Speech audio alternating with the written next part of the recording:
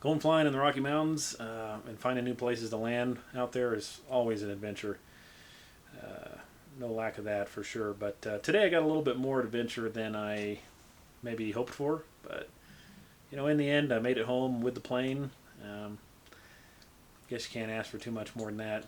So if you got a few minutes, come along and I'll take you guys on a little adventure.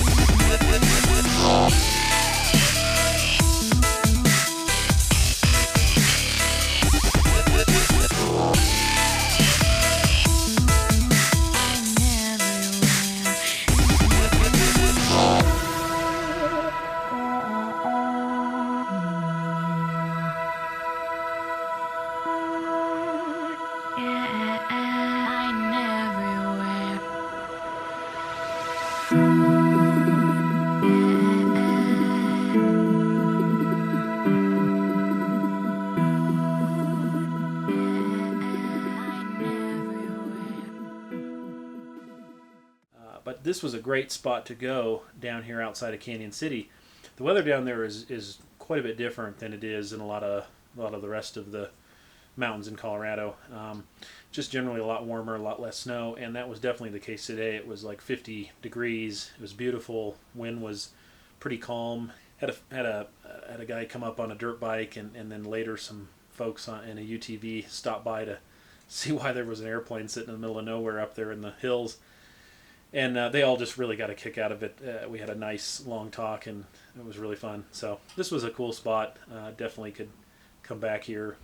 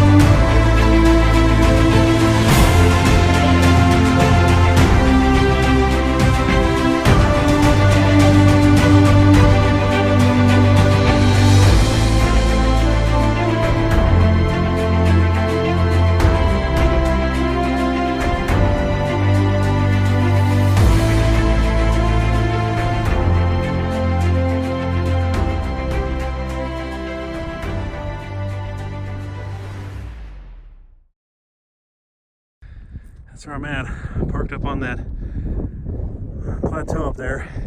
And dang, it's amazing how far it is to hike through knee-deep snow. You know, you fly over it in 3 seconds and think, that's no big deal, it's not that steep, it's not that far. And every time, it amazes me when I get down in it and I realize, oh man, it is deep, it is far, and it is steep.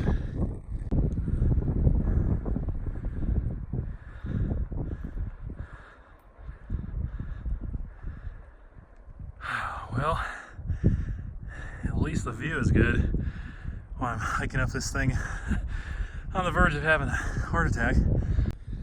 Well, made it up here.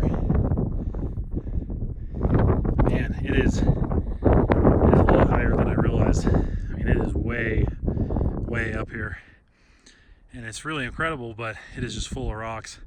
Worse than I saw from the air, like some huge monsters. And a lot of rock on the edge here. So back down there a little ways, maybe a tailwheel, but it won't get too promising in mine. I don't know. I'll walk a little bit more of it over here, maybe. It's pretty rough.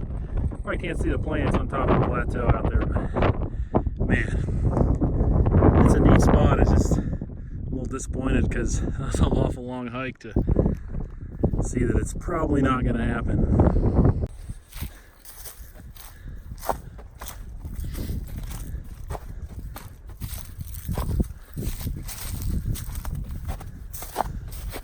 Back to the snow. Okay, well, we're getting there. My feet were just about dry. Guess it's time to go ahead and solve that. This is a beautiful spot here, crossing this little tiny narrow canyon, but I can hear water running under the snow, so the little creek is down there, you know, from the runoff. So you have to be careful crossing this, but what a beautiful spot to be down in here. I just hiked down through here, and I need to cross and make my way, you know, up that way somewhere to get back to the plane. It's beautiful down here. You know, so I didn't have the cameras rolling when I went to start this thing, and the whole fiasco kind of started. But and it was kind of the last thing on my mind actually when I ran into problems. But you know, by the time I got back to the plane after that long hike, the cold wind had really cooled it down, and I didn't want to start. And you know, in mine, if you use hardly any choke, it will kick back. It's really temperamental, and so I didn't have a choice. I had to try to use some choke because it wouldn't fire. And it kicked back, and then it's, you know, the sprag started slipping on the crank, and of course when that happens, you know, it's basically the starter's disconnecting and not turning over the motor, and it still grabs a little bit when these happen. It's usually the spring gets stretched in the sprag, and it's just not grabbing very well anymore. So you can still get it to turn over a little bit. Typically the way to get around it is to pull the prop, and it'll start a lot easier that way, and then get it warmed up and then put the prop back on. But that wasn't exactly going to happen, and I was running out of daylight too. It was later in the afternoon than I'd like to be working on things, and you know, it just kind of leads into this whole thing where you start thinking about, you know, what am I doing up here? You know, going up in the mountains and flying and finding a new place to land that nobody's ever landed and probably not too many people have ever been is really thrilling. You know, you get there and you pull it off, and it's a huge accomplishment, and you're exploring and going and hiking around, taking pictures, and you know, get the drone out and just enjoying the whole thing. You know, just kind of being up there by yourself is sometimes is really nice too. But so it's so fun, but at the same time, that's what makes it kind of dangerous and not the smartest ideas. You're up there quite often by yourself, and there's nobody around, and there's nothing around, and you know, if anything goes wrong, well, here you are. So you know, a guy has to kind of weigh it up and think about it, you know, and you know, what am I doing? And obviously you got to do everything you can to make it as safe as possible. And you know, I came real close in the past 2 weeks to listing the airplane for sale, actually, and it's been a tough choice to make because this airplane has been phenomenal, and look at the countless adventures it's taken me on. I mean, I just stuff I can't even hardly put into words. It's been so amazing.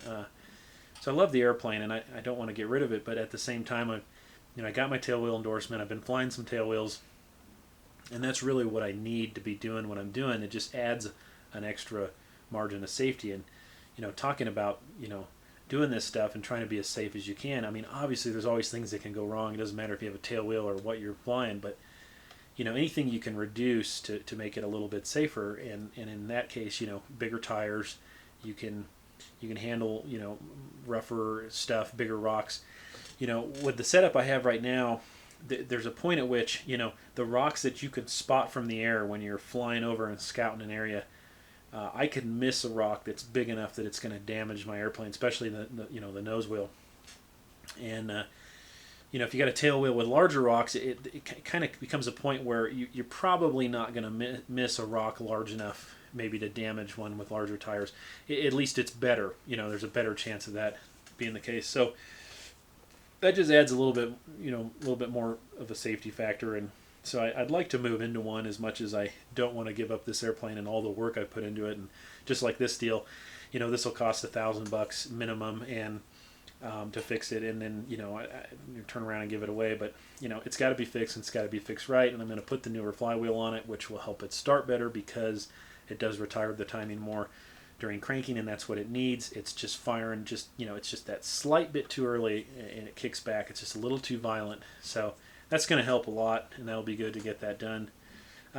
Motor's just about ready to come out, and I've been recording a little bit of that, so I'll put some updates up on that if it turns out to be anything interesting to look at. But a big thanks also to Hal from the Zipper Big Bore guy.